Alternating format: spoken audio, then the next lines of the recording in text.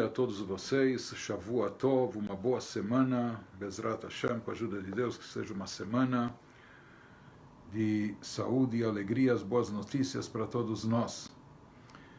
Estamos já na semana de Gimel Tammuz, da data de 3 de Tammuz, Yortzeit do Rebbe, que em conexão a isso nós estamos estudando esse mamar, esse discurso racídico importante. Nós chegamos na vez passada no capítulo 7, iniciamos o capítulo 7 quando nós destacamos a diferença entre a postura do povo de Israel na época do milagre da salvação de Purim em relação à postura do povo durante o milagre de Hanukkah, que aconteceu alguns séculos depois de Purim. Em Hanukkah, um grupo de pessoas, talvez até a elite espiritual, eles eram inclusive Koanim, sacerdotes, os Hashmonaim, os Macabeus, encabeçados por Matitial, enfim, eles assumiram uma postura de não só de liderança, mas também de autossacrifício, de Mesirut Nefesh, em prol do judaísmo, e eles acabaram liderando, encabeçando essa revolução contra a pressão helenista de assimilatória contra o povo de Israel, mas em contraste com isso nós vimos que Mordecai, na sua geração, ele acabou envolvendo o povo inteiro de Israel nessa atitude, ou seja, ele imbuiu todos os judeus dessa atitude de autossacrifício, e de fato todos os judeus na sua geração compartilharam dessa fé máxima, dessa fé que revela e manifesta a essência da alma,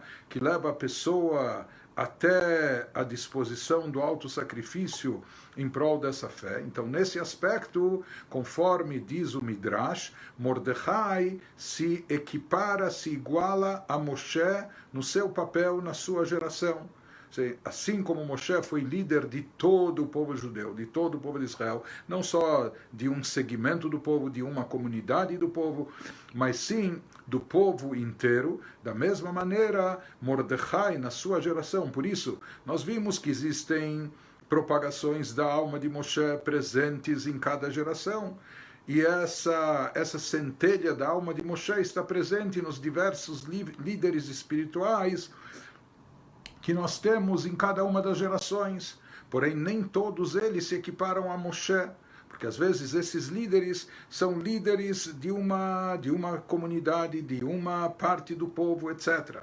Mas no caso de Mordecai, se fala que Mordecai, na sua geração, ele era equiparado ao próprio Moshe, ele conduziu, e não só conduziu, ele inspirou, ele alimentou de fé, e mais do que isso, ele revelou a essência da alma em todo o povo de Israel. Todo o povo de Israel, sem exceção, assumiu essa postura elevadíssima de disposição de ir até o autossacrifício em prol da fé, em prol do judaísmo, isso graças aos esforços, ao trabalho espiritual desempenhado por Mordecai. Por isso, o Midrash enfatiza mais do que outros líderes de outras gerações, particularmente sobre Mordecai, que Mordecai, sim, era equiparado a Moshe, a tal ponto que o Midrash iguala os dois.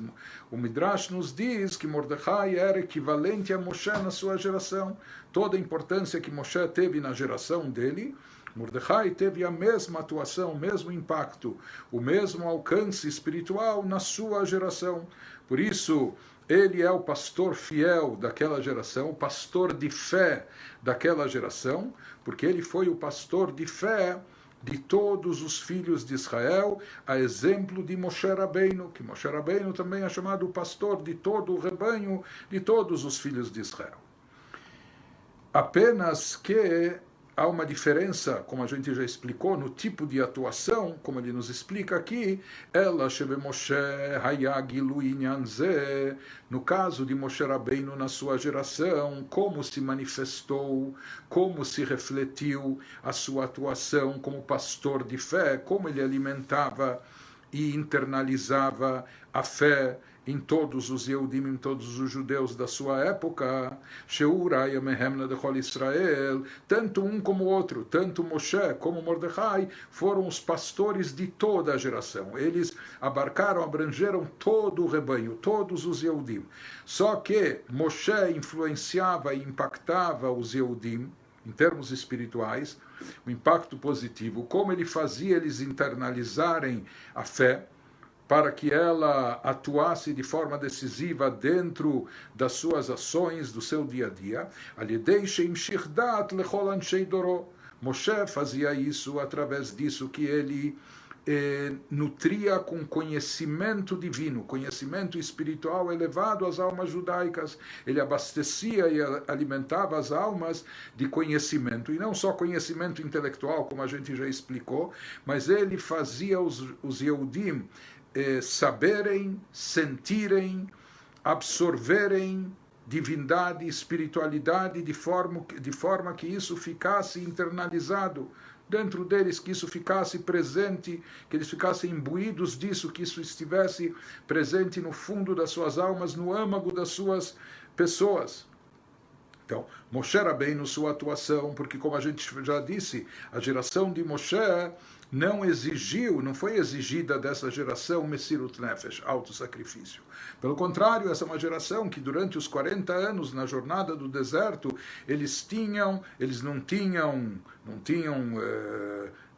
inimigos os perseguindo, somente na saída do Egito se depararam com Amaleque, etc. E quando eles estavam 40 anos depois, à beira de entrar na terra de Israel, eles tiveram algumas guerras e combates.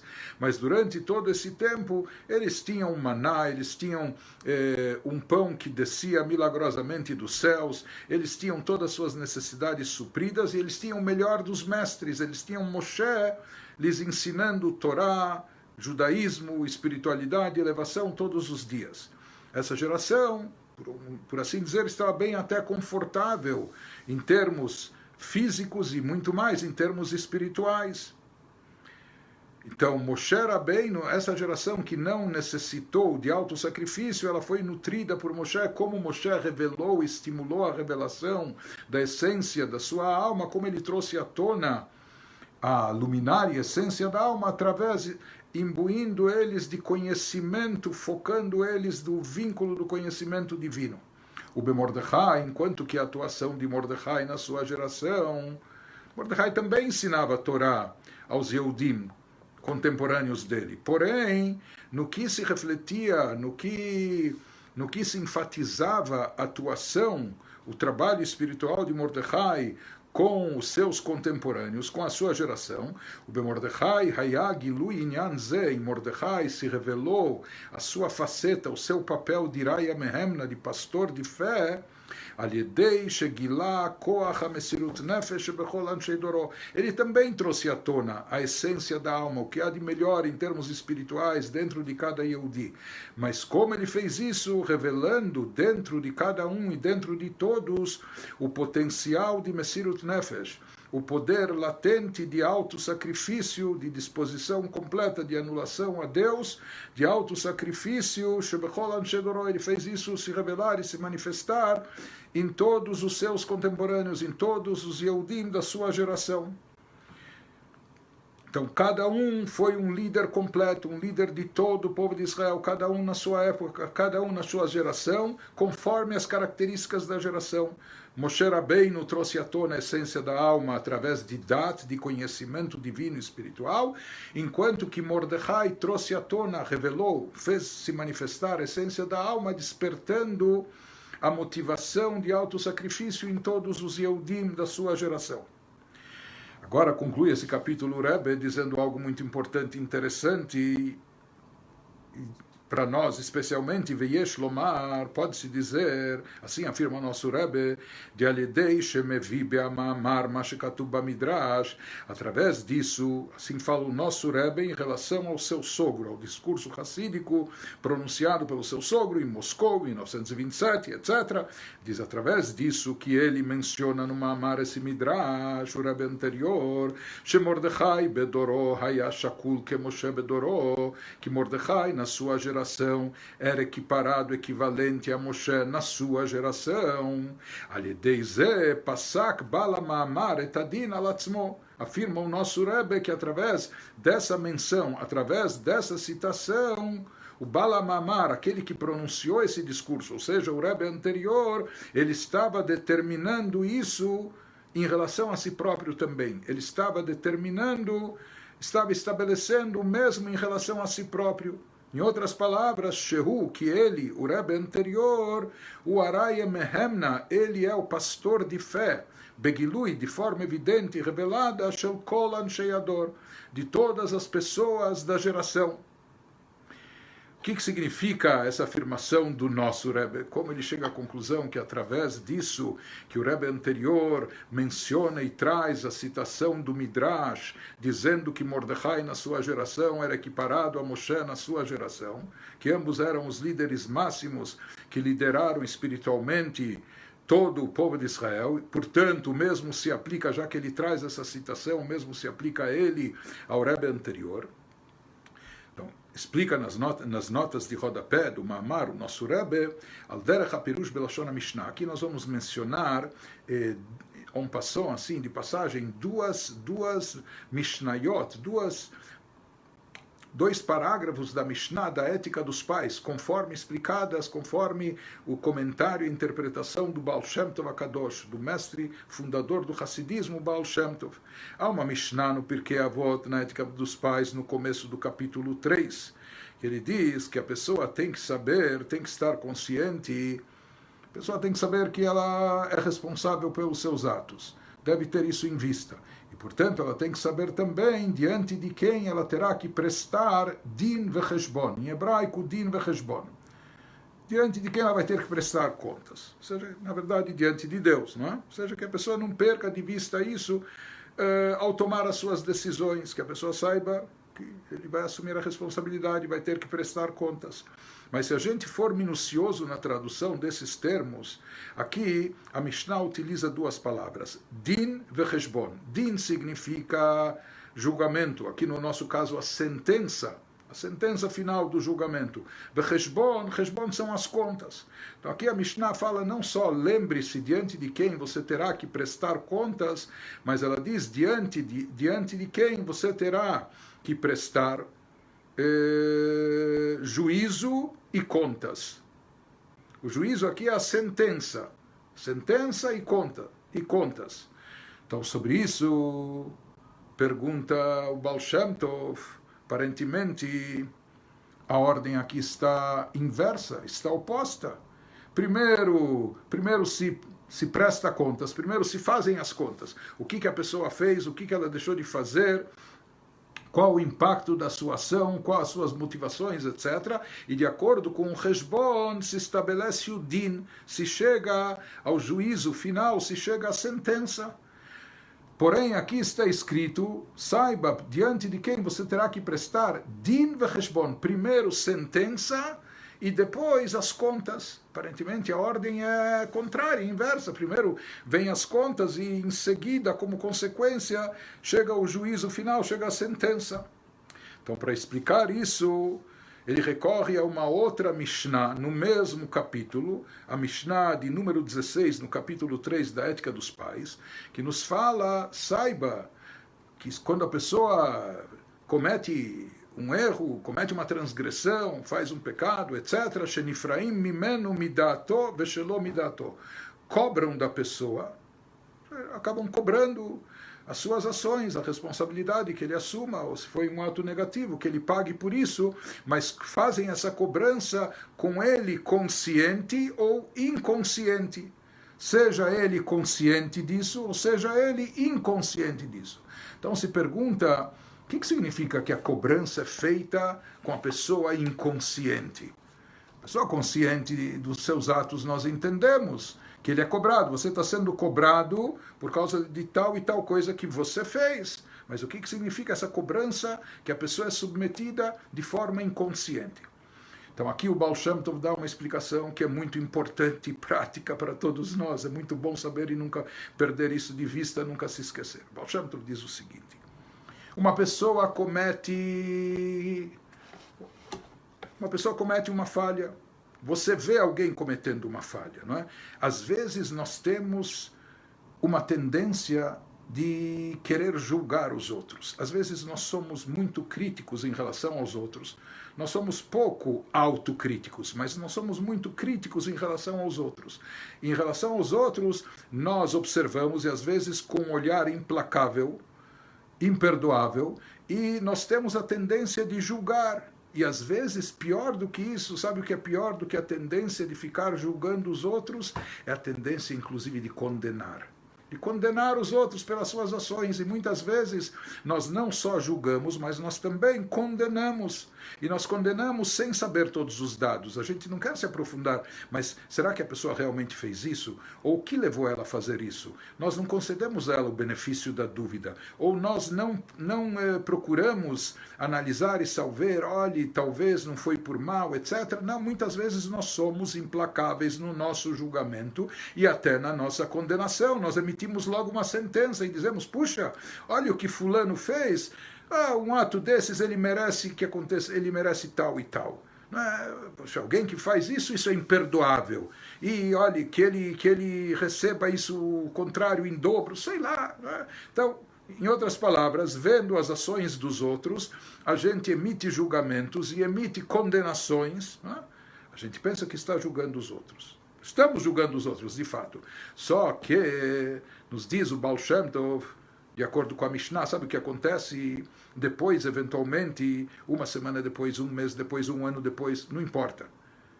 A própria pessoa, aquela pessoa que emitiu o julgamento e a condenação, de repente, ela mesma faz aquele mesmo ato, ela mesma comete aquela mesma transgressão, ou aquele deslize, etc., ela já esqueceu do que o outro fez, etc. Quando o outro fez, ela não procurou nenhum pretexto, nenhuma justificativa, nenhum atenuante, agora ela mesma fez isso. Espera aí. Quando, então, lá em cima está anotado a sentença que ele mesmo promulgou, que ele mesmo emitiu. Quando uma outra pessoa fez isso, você mesmo disse que ele merece tal e tal. Você o julgou e você o condenou. E disse que ele merece tal e tal castigo e tal punição. Baseado nas próprias palavras, a pessoa está assinando a sua própria sentença, a pessoa está determinando a sua própria sentença, baseado na sentença que ele proferiu, emitiu para o outro, assim se baseiam para determinar o que vai caber a essa pessoa. Então isso significa, assim explica o Baal Shem Tov, que cobram da pessoa estando ela consciente. Estando consciente significa, olha, você fez tal e tal coisa, por isso você merece tal. Ou inconsciente, o que quer dizer inconsciente? Quando ela julgou e condenou o outro, ela não estava consciente que ela estava eventualmente julgando e condenando a si mesma, não é? É muito fácil julgar e condenar os outros.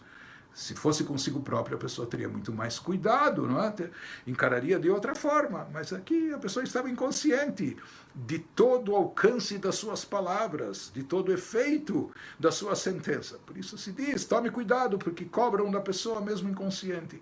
E voltando à Mishnah anterior que nós mencionamos, isso significa que a pessoa irá prestar din vecheshbon. Din, nós falamos que é o juízo final, é a sentença, e Heshbon, prestar contas, as contas. E nós perguntamos, puxa, mas as contas vêm antes da sentença. A sentença é uma conclusão, uma derivação do acerto de contas.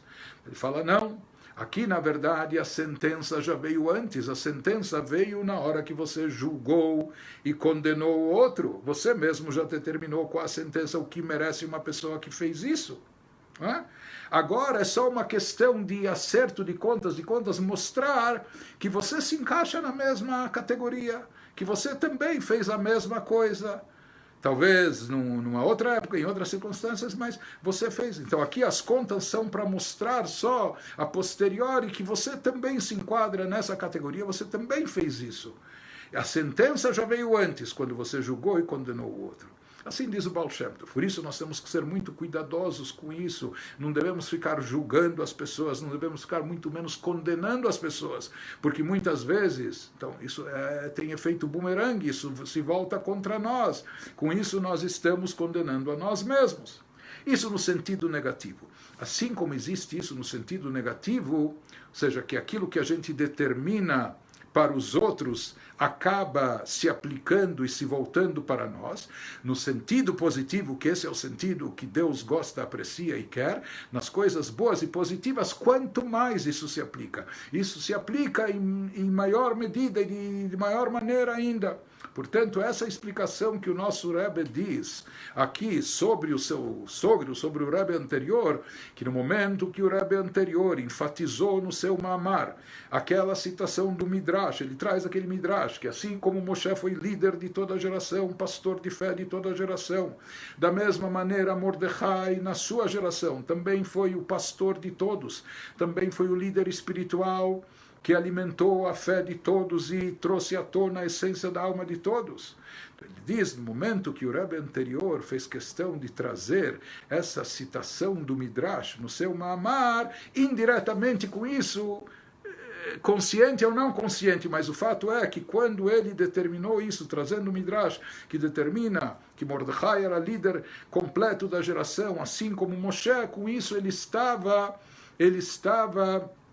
assinando sobre si mesmo. Com isso ele estava determinando sobre si próprio também que ele também era o líder, e ele foi e desempenhou o papel de líder máximo espiritual da geração, da alma matriz que alimentava com fé a geração inteira. Seguindo esse mesmo raciocínio, estendendo essa mesma lógica, que tudo o que um fala, ou escreve ou determina sobre o outro, acaba se aplicando a si próprio. Então, nós, Hassidim, dizemos o mesmo em relação ao nosso Rebbe. O nosso Rebbe, o autor desse Mamar, desse discurso hassídico, no momento que ele trouxe no seu Mamar, ele afirmou que o Rebbe anterior, quando menciona o Midrash, falando que Mordecai na sua geração era o líder máximo, equiparado a Moshe na sua geração, com isso o Rebbe anterior acabou determinando, com isso mesmo inconsciente, ele estava aludindo, ele estava, não insinuando, mas ele acabava afirmando que isso se aplica a si próprio, que ele era o líder espiritual da geração. Então nós dizemos, no momento que o nosso Rebbe afirma isso sobre o Rebbe anterior, ele descobriu e revelou essa faceta do Rebbe anterior como pastor de fé de toda a geração, daquele que alimenta as almas de toda a geração e revela a essência das almas, o que há de mais elevado espiritualmente falando nas almas de todos da geração. O mesmo se aplica também, portanto, ao nosso Rebbe, porque aquilo que ele determinou sobre o outro aqui é o seu antecessor, o Rebbe anterior, mas uma vez que ele revelou esse papel, essa faceta, então da mesma forma que ele revelou isso sobre o Rebbe anterior, isso se aplica a ele também. Capítulo 8. Prosseguindo no Mamar, esse capítulo 8 nos ordena a sequência das explicações e a aparição das interpretações no Mamar, no discurso do Rebbe anterior, conforme elaborado aqui pelo nosso Rebbe no seu discurso. Baseado em que falamos até agora, Yesh Levaer, podemos explicar Kesher Veseder Ainyanim Be'amamar, a conexão e a ordem de aparição dos assuntos no discurso do Rebbe anterior. Bebeura Passu, quando ele vai e nos explica, quando ele vem nos explicando o versículo Ve'ata Tetzaveh, e tu e você, Moshe, ordenará, e não só ordenará, conectará todos os judeus com a luz infinita, com a essência divina, etc.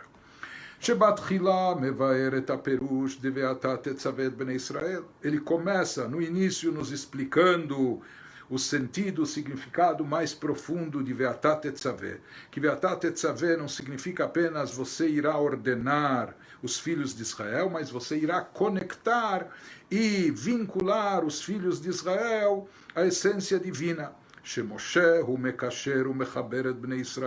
Moshe é aquele que vincula e unifica os filhos de Israel e mora em Sof, com a luz infinita, com a divindade. Como ele faz isso? Através disso que ele alimenta e nutre a fé dos Yehudim. Como nós falamos, Yehudim já tem uma fé intrínseca, já tem uma fé, porém essa fé pode estar latente, pode estar vaga e superficial. Moshe, cabe a ele internalizar essa fé, de forma que essa fé impacte de forma decisiva todas as atitudes, todas as ações de cada um. Depois que ele explica qual o papel de Moshe, o que significa Beatat Tetzaveh Bnei Israel, que ele irá vincular os filhos de Israel com Deus, como alimentando a sua fé, internalizando-a. Depois disso ele prossegue e explica Israel que isso se aplica não somente a Moshe na sua geração, ao primeiro Moshe, mas que na realidade os líderes espirituais, os pastores de fé de cada geração, aqueles que alimentam as almas em cada geração com fé, Itpashtuta de Moshe, aquilo que é chamado no Zohar de propagação da alma de Moshe presente em cada geração. Mechaskim et emunah de Israel. Esses líderes das gerações posteriores também fortalecem a fé dos filhos de Israel. Tomando como exemplo como Mordecai na época de Purim, Moshe Shebedoró, que ele era o Moshe da geração, ele era equiparado ao próprio Moshe, desempenhou o mesmo papel que Moshe na sua geração, Shechizek et emunatam shel Israel, que ele fortaleceu a fé de Israel, dos filhos de Israel, Lamot Chazak Belimud Torah Vekiyum Mitzvot, para que eles permanecessem firmes, apesar de todos os pesares, apesar de toda ameaça, de toda perseguição, que eles permanecessem firmes e comprometidos com o estudo da Torá e a prática das mitzvot. Então, isso é a sequência do Ma'amar, que ele depois que ele fala de Ve'atat Tetzaveh de Moshe ordenar, ele diz, não é apenas Moshe, é a propagação de Moshe presente também em cada geração. O Leachar Zei, depois disso, Mevaer Aperush Bekatit Lamaor, ele explicou o final do versículo que nos fala do Katit, da azeitona prensada, pressionada, esmagada, até que se extrai dela o azeite que vai dar origem à luz que vai brilhar. E aqui ele nos fala que essa prensa, esse aperto, vai trazer não só a luz, mas a própria luminária. Vai trazer em evidência, vai trazer à tona a fonte da luz também. Depois disso ele explica o significado de Katit Lamaor, que é o final desse Pasuk, Shebepasuk Ve'atat Tetzaveh, Shemedaber Lichorah B'Moshe Atzmo, por mais que esse versículo aparentemente a priori, no sentido literal, ele estava falando de Moshe, ou só de Moshe, a mitzvah do acendimento da menorá, etc. Mas aqui ele nos explica, uma vez que ele já trouxe antes, que na realidade isso é abrangente, isso inclui também a propagação de Moshe em todas as gerações.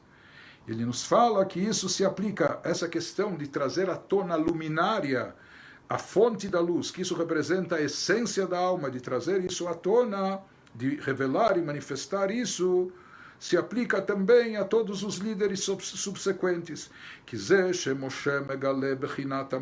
Israel.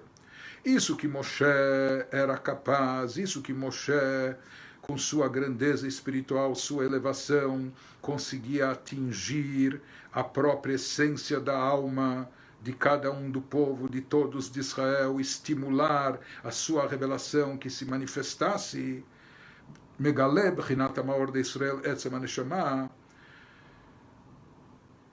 Nós falamos que Moshe conseguia isso através de transmissão desse conhecimento divino e espiritual. Mas na realidade nós também dissemos que aqui há algo até paradoxal. Por mais que os líderes subsequentes eles são, entre aspas, apenas uma propagação da alma de Moshe. Moshe é a alma matriz, eles são uma propagação, uma extensão da alma de Moshe, uma centelha da alma de Moshe. Mas mesmo assim, o trabalho espiritual que eles realizam, a conquista espiritual que eles obtêm, acaba sendo maior e mais elevada. Por quê? Porque a geração de Moshe não precisou do alto sacrifício. E as gerações posteriores sim precisaram. E os líderes das gerações seguintes, a exemplo de Mordecai, eles conseguiram revelar a essência da alma judaica, essa disposição ao alto sacrifício. Em outras palavras, isso que fala o versículo Katit Lamaor, que se espremendo, não é? As pressões, as opressões, através disso se chega a luminária, a fonte da luz. Onde e quando isso se manifestou? não foi na geração de Moshe. Não foi na geração da outorga da Torá. Onde isso se manifestou? Onde teve o katit? Onde houve esse experimento? Onde eles foram espremidos? Onde eles foram esmagados, por assim dizer? E isso trouxe à tona a luminária, a essência da alma nas gerações seguintes. Isso então se manifestou mais, isso estava mais enfatizado, mais presente, evidente, justamente na propagação da alma de Moshe. Naqueles líderes espirituais que atuaram na época do exílio, das perseguições, na diáspora, etc., das opressões, Katit, quando lá os judeus estavam sendo, às vezes, esmagados, massacrados. E esses líderes espirituais, nesses momentos difíceis, eles conseguiram trazer à tona a essência da alma judaica, revelando neles até a disposição pelo alto sacrifício. É através disso, através dessa atitude, dessa disposição de alto sacrifício, revelada pelos líderes subsequentes, é através disso que se manifesta, principalmente através disso que se manifesta a essência da alma, a chamada luminária. Moshe também estimulou, também revelou um pouco, vamos dizer assim, da essência da alma, como através da transmissão de conhecimento, mas a principal manifestação, revelação da essência da alma se expressa, acontece nesses momentos de pressão e opressão, que isso não houve na geração de Moshe. Isso não foi necessário na geração de Moshe. Então, onde e quando, o final do versículo que fala Katit Lamaor, que prensado, pressionado, isso leva, quando o povo de Israel está prensado, pressionado, isso leva à revelação da essência, da fonte da luz, da luminária, da alma. Isso acontece principalmente através da propagação da alma de Moshe, não através de Moshe pessoalmente, mas através da extensão da sua alma. Pergunta aqui o Rebbe, ainda na análise técnica da ordem de aparição dos assuntos no mamar do Rebbe anterior, é necessário ainda esclarecer, Delefi Beura Niskar Leel, baseado na explicação da sequência mencionada acima, Hainyan de Katit Lamaor Shayach Leveatat Etzavet Bnei Israel. Aparentemente, o final do versículo, aquilo que é espremido, aquilo que é esmagado, acaba levando ao surgimento não só da luz, mas da luminária da fonte da luz. Isso aparentemente está vinculado ao início do versículo. Você irá ordenar, e não só ordenar, você irá vincular e conectar os filhos de Israel com a divindade. Ou seja, o fato que Moshe e a extensão, propagação da sua alma em cada geração, eles têm essa função, esse papel, Mekashrim, Mechabrim et Israel e Morensof, de vincular e conectar o povo de Israel, as almas de Israel, com a luz infinita de Deus, com a essência divina. O Beakatuv Neemar, e no versículo é dito, no final dele, Katit Lamaor, onde consta aquela parte que fala que justo espremendo, justo apertando, pressionando, se chega à fonte da luz, a luminária, isso é dito, Behemshech levikhu elecha shemen zayit zach. Há aqui uma passagem, há aqui algumas palavras do versículo que aparentemente não estão enfatizadas no mamar, no discurso do Rebbe anterior, mas que elas fazem parte da sequência do versículo na Torá, que são as palavras Vikhu elecha shemen zayit zach. Você irá conectar os Yehudim Hashem. No sentido literal, você vai ordenar a eles que tragam para ti, Moshe, que eles tragam para ti azeite de oliva puro. Né?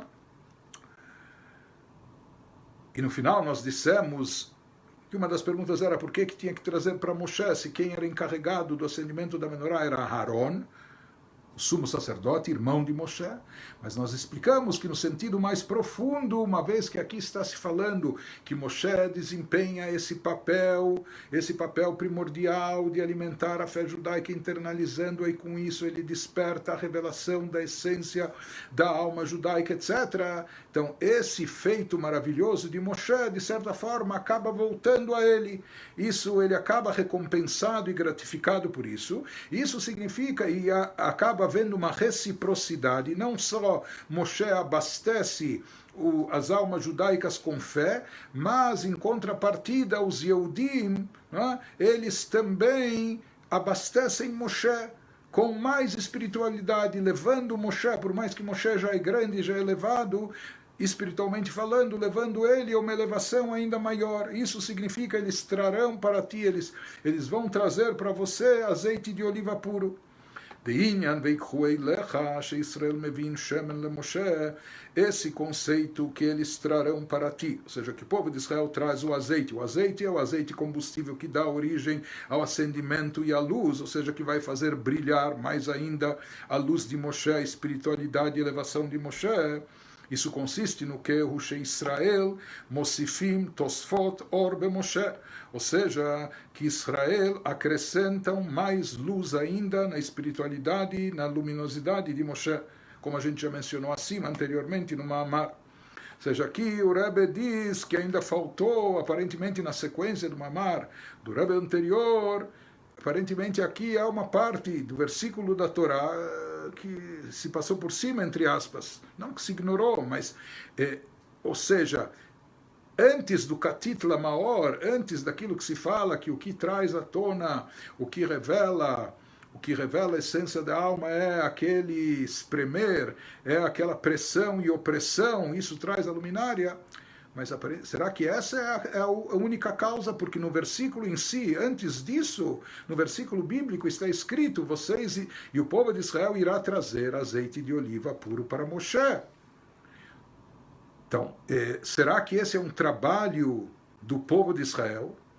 Será que isso é automático, natural? Já que Moshe alimenta com fé o povo de Israel, a sua alma, revelando a sua essência, então isso repercute para o próprio Moshe, trazendo a ele uma elevação maior ainda? Ou será que isso é um trabalho do próprio povo de Israel? Ou seja, que o povo de Israel, uma vez que foi reforçada a sua fé, que a sua essência se manifestou, eles acabam contribuindo e elevando mais ainda o próprio líder, o próprio Moshe. E isso tem a ver com a revelação da essência da luminária, ou seja, não só as pressões do Galut, mas também um trabalho, um empenho feito pelo próprio povo de Israel. Na realidade, sobre isso aqui, eu gostaria depois de me estender mais, mas como a gente, nessa questão de reciprocidade, ou seja, o quanto o líder espiritual, quanto Moshe, Mordecai, o quanto o Rebbe impacta as almas de Bnei Israel, mas em contrapartida, Bnei Israel, por mais que são discípulos, são seguidores, etc., são o rebanho, mas eles também acabam contribuindo, fortalecendo e elevando a iluminação da alma do próprio Moshe, do líder. Então, sobre isso nós temos o que dizer, talvez até muito o que dizer, mas como a gente está tentando, talvez, pelo menos passar pelo básico do texto até Gimel Tammuz, nós vamos deixar isso para mais tarde. Okay? Ou seja, esse conceito que a gente quer elaborar não está ligado à compreensão direta do Ma'amar, por isso a gente vai prosseguir com o Ma'amar, mas naquilo que a gente falou no sentido de um testamento espiritual que o Rebbe deixou e a importância desse Ma'amar para nós prosseguirmos com a orientação, etc., isso sim é importante, nós vamos falar sobre isso mais tarde. Iniciando o capítulo 9. E a partir desse capítulo aqui, nós podemos até dizer que nesse instante o Rebbe vai entrar em algo que, não só numa explicação racídica, filosófica sobre o conceito de fé e os níveis de fé e como se alimenta a fé e como se interioriza a fé, no que se reflete, como ela se manifesta, etc. Nós podemos dizer que a partir desse capítulo o Rebbe está entrando de uma forma mais direta naquilo que se espera, no tipo de fé e na atitude que se espera de nós, na nossa geração, no nosso lugar, no nosso tempo, no nosso espaço, na nossa geração. Ou seja, até aqui talvez a gente estava falando, se deu muita ênfase, a gente pode comparar inclusive a geração de Mordecai, que foi a geração de Haman, com perseguições e decretos sobre os judeus. Isso se assemelha muito ao timing, ao momento que o Rebbe anterior pronunciou o seu Ma'amar original, 1927, em Moscou, com o surgimento e ascensão do comunismo e a perseguição de todas as religiões, particularmente a religião judaica, e o Rebbe anterior como líder espiritual dos judeus, e vale lembrar que boa parte da comunidade judaica mundial habitava na Rússia, na União Soviética de então, ou seja, depois das Américas era o segundo maior núcleo judaico no mundo, milhões e milhões de judeus que estavam sendo impedidos de praticar judaísmo, de professar sua fé, de praticar judaísmo na prática, e quem encabeçava esse movimento de resistência ao ateísmo, ao comunismo, era o Rebbe anterior, e isso quase lhe custou a vida. Ele foi preso alguns meses depois de pronunciar em público esse mamar, esse discurso, mesmo sabendo que haviam comunistas infiltrados entre o público, ouvindo aquilo que ele dizia, e a sua atitude, sua postura firme, etc., isso lhe custou uma prisão, ou seja, meses depois ele é aprisionado, é condenado à morte, isso quase lhe custa a vida, depois ele é exilado, e no final ele é obrigado a deixar a União Soviética. Então, toda essa geração do Rebbe anterior e as perseguições e opressões, etc., isso lembra muito a geração de Purim, a geração com os decretos de Haman, a liderança de Mordecai, debaixo das pressões e opressões e a resistência para manter o judaísmo, para se manter fiel e praticar Torah e Mitzvot debaixo de todas as circunstâncias. Não é? Mesmo nas circunstâncias mais hostis, mais negativas. Já o nosso Rebbe, ou seja, o nosso Rebbe que assume oficialmente a liderança em 1950, 1951, isso é a geração pós-Holocausto, ainda nas cinzas do Holocausto, após o surgimento do Estado de Israel, depois de quase 2000 anos, e onde nos Estados Unidos da América, num lugar democrático, num lugar de abertura, etc., então, lá a situação do povo judeu, a situação de Israel, dos filhos de Israel, nos Estados Unidos da América, depois, na segunda metade do século XX em diante, é uma situação bem diferente, é um outro tipo, é uma outra geração, já não é aquela geração das perseguições, das pressões, das opressões, da proibição de prática judaica, muito pelo contrário, liberdade de culto, liberdade de prática da religião, pode-se assumir o judaísmo abertamente e pode-se praticar, e realmente o judaísmo e as instituições florescem de sobremaneira, etc. Então, o que se espera nesse momento de uma geração como a nossa, que não é mais a geração que está sofrendo perseguições, opressões, proibições de prática do judaísmo, pelo contrário, há toda a liberdade para praticá-lo. Não é? Então, isso nós vamos começar a ver agora no capítulo 9. Nos diz o Rebbe no Mamar, se a gente prestar atenção, esse versículo mencionado pelo Rebbe anterior no seu Mamar, que é um versículo de Megilat Esther, do livro Esther, que nos conta a história, o que aconteceu em relação na época de Purim. Então fala o versículo que os judeus assumiram aquilo que eles tinham iniciado anteriormente, aquilo que eles começaram a fazer quando? Na época da entrega da Torá. Quando eles assumiram o judaísmo, pelo menos verbalmente, Naseh Venishma, faremos, entenderemos, mas na prática eles assumiram de fato, eles receberam sobre si, eles consolidaram esse processo, como a gente já explicou, apenas na época de Purim. Quando é o timing desse versículo? Quando foi dito? Em que época, em que momento do milagre de Purim se aplica esse versículo, que os judeus assumiram, receberam sobre si aquilo que haviam iniciado? Antes da salvação ou depois da salvação? Antes da salvação, quando ainda havia o decreto de Haman, e Haman estava no poder como primeiro-ministro, com uma data marcada para exterminar todos os judeus, ou depois que tudo se transformou, que Haman acabou enforcado e todos os antissemitas foram liquidados, etc. Até o palacete de Haman foi entregue para Esther, e os judeus que estavam antes como uma ralé perseguida, de repente, quando o rei descobriu que a rainha é judia, etc., caíram as graças dos olhos do rei, não é? Então, quando foi dito esse versículo, nos diz o Rebbe no Mamar, Medaber bepashtut, literalmente, no sentido literal, se entende que esse versículo se refere a que momento, Beazman shelacharei anes de Purim, depois que já tinha acontecido a salvação do milagre de Purim. depois que as coisas se transformaram. Naquele momento se consolidou esse recebimento da Torá, se consolidou esse compromisso irreversível que nós temos com Torá e Mitzvot, com o judaísmo. Ou seja, quando se fala que os judeus receberam sobre si, assumiram de fato, não só na época de Purim, mas em que momento. Então, literalmente, se a gente observa o contexto na leitura da Megilat Esther, do livro de Esther, esse versículo se refere ao momento posterior ao milagre, depois que as coisas já se reverteram ao nosso favor. V'yesh lomar, diz o Rebbe, podemos então dizer, Temash katuv be'ma'amar, que aquilo que consta no discurso do Rebbe anterior, Perush, que é a explicação de Vekibela Yehudim et asher elchelu la'asot, que os judeus receberam sobre si, aceitaram, assumiram aquilo que tinham iniciado, que começaram a fazer na época da outorga da Torá, Shebimei Achashverosh, Kiblu Mashechelu Bematan Torah, isso que a gente fala, que nos dias na época de Achashverosh, eles assumiram aquilo que iniciaram na época da outorga da Torá, o Gam Lefi Pashtut HaKatuv, Shevekibel Hayal Acharanes. Quando eles assumiram isso, de acordo com o sentido literal, no contexto do livro de Esther, já que isso está escrito, esse versículo se refere ao momento posterior à salvação e ao milagre. Então, quando foi esse recebimento, quando foi esse assumir de compromisso, depois da salvação. Ve'alpize, baseado nisso,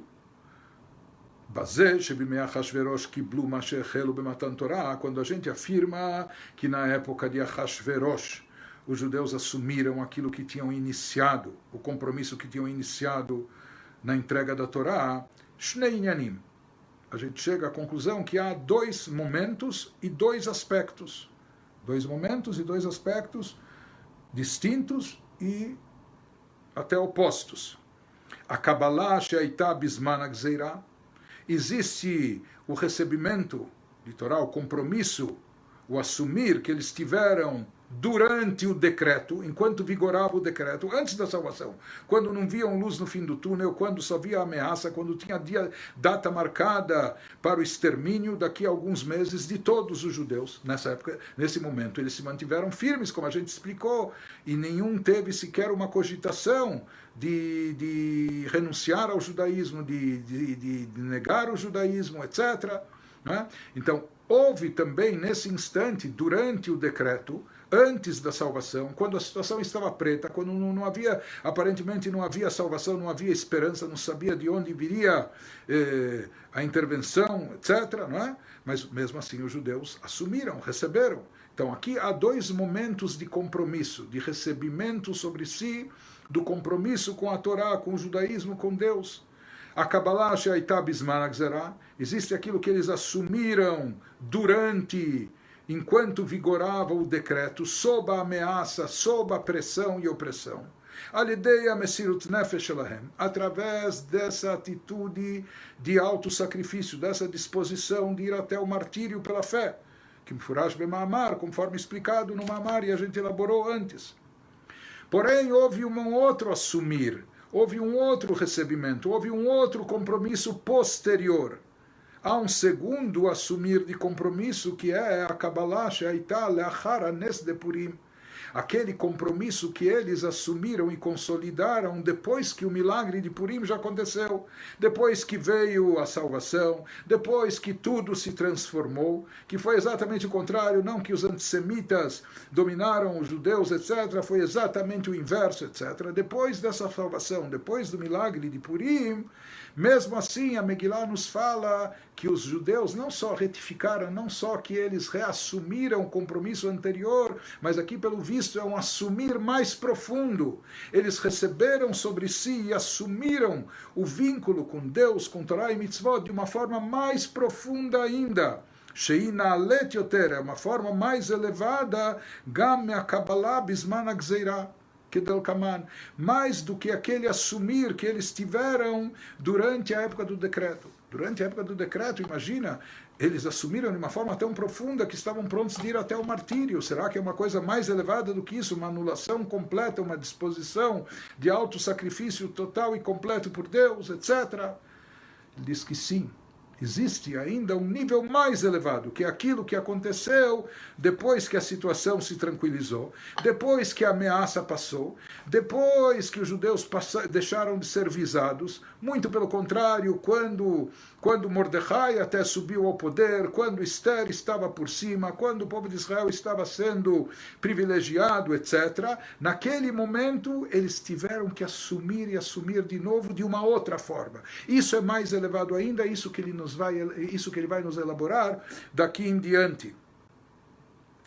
Yesh lomar, diz o nosso Rebbe, podemos dizer, shel derech ze ubenogea katit lamaor, o mesmo se aplica também em relação àquele conceito que a gente elaborou no final do versículo, katit lamaor, que a gente tinha explicado. Katit significa prensado, esmagado, lamaor, para trazer não só o azeite que vai dar origem à luz, mas para manifestar a própria luminária, a própria fonte da luz, trazer em evidência a fonte da luz.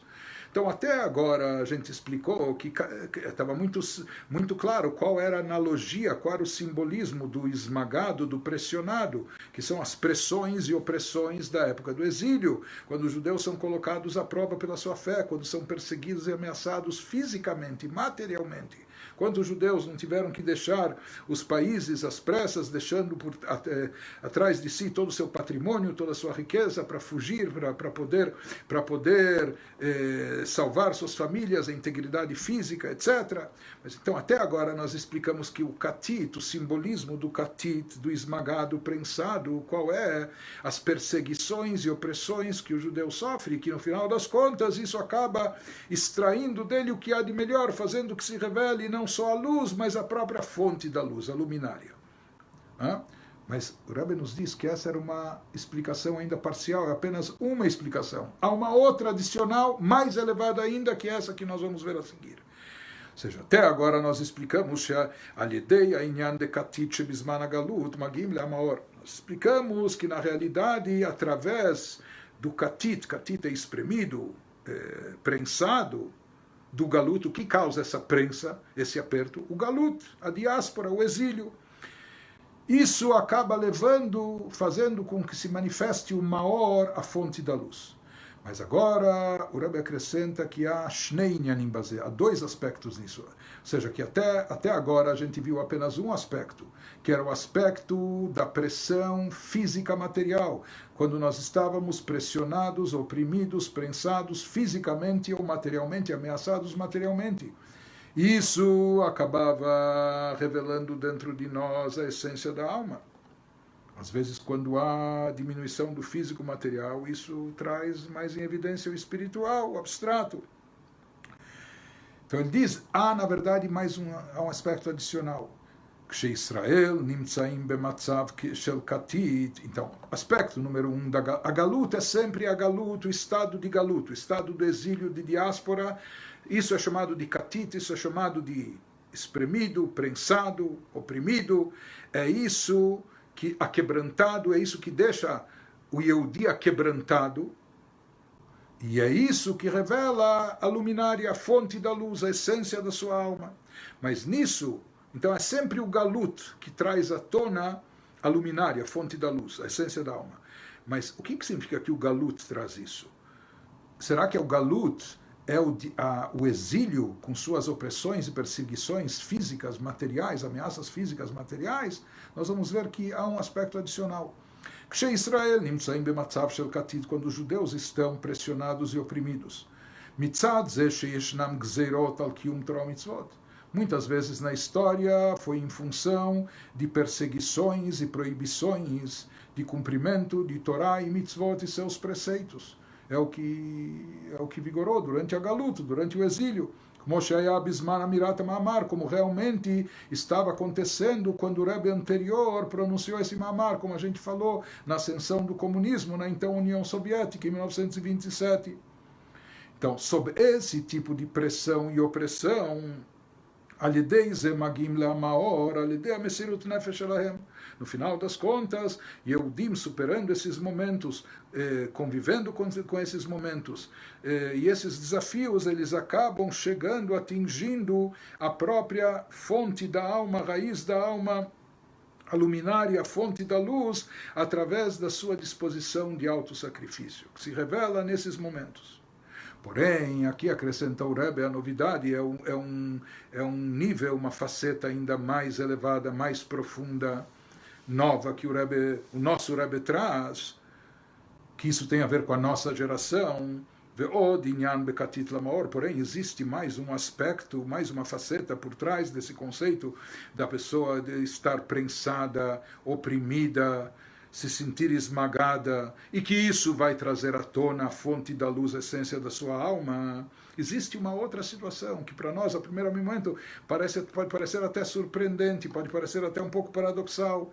Sabe o que? Isso é possível, isso pode acontecer, e não só que pode acontecer, o Rebbe diz que isso deve acontecer, mesmo na situação oposta, quando está tudo bem, está tudo tranquilo, está tudo sossegado, os goim nos tratam bem, nós estamos respeitados, nós somos respeitados, nós temos direitos iguais a todos, nós temos liberdade de culto, nós podemos praticar judaísmo e religião abertamente, etc. E por isso floresceram, mesmo na diáspora, sinagogas, casas de estudo, Talmud Torá, yeshivot, instituições, etc.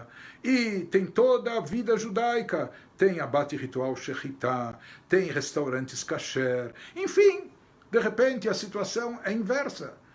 Nós estamos na Galuta, ainda estamos, não há Beit HaMikdash, não foi reconstruído o Beit HaMikdash, não estamos na Terra Santa, mas na Galut, até não só fisicamente, materialmente, estamos íntegros, não estamos ameaçados, mais do que isso, espiritualmente, não só que nós temos toda a liberdade, estamos florescendo espiritualmente também, estudando o Torá, praticando mitzvot, etc. Então o Rebbe nos diz, que mesmo nesses momentos, pode haver e deve haver esse sentimento de estar aquebrantado, de estar pressionado, oprimido, esmagado pela galut. Como e por quê?